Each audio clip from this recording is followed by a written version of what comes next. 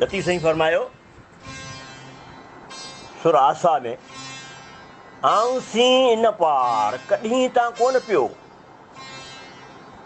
इन्नल्लाह वित्र युहिब्बुल वित्र, ॿेई ॿियाई ॿार हिकिड़ाई वटि हार हुजूं जे हुअण जी।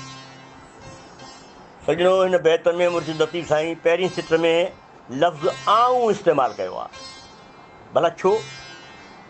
साईं इन करे जो जेसि ताईं बंदो आऊं अन्ना या मां खे पंहिंजे ज़बान ते आणे थो, तेसि ताईं उन पार यानी सलूक जे राह ते कॾहिं बि कोन पइजी सघंदो।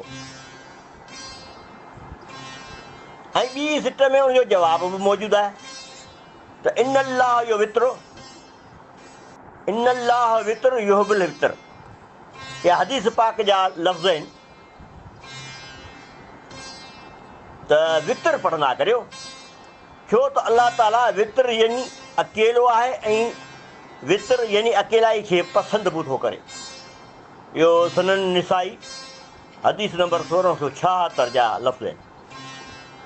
ऐं जे रसूल ख़ुदा सल्लल्लाहु अलैहि वसल्लम जे इन फरमान जो यकीन अथई त पोइ तूं ॿियाईअ खे बि ॿारे छॾ, पंहिंजे वजूद मां कढी छॾ ऐं उन हिकु अल्लाह सुभाणे ताला वटि हुअण जूं पंहिंजूं सभु हुजूं हारे फिटियूं करे छॾ। छो त हुअण वारी ज़ात त सिर्फ़ु हिकु बारी ताला जी आहे।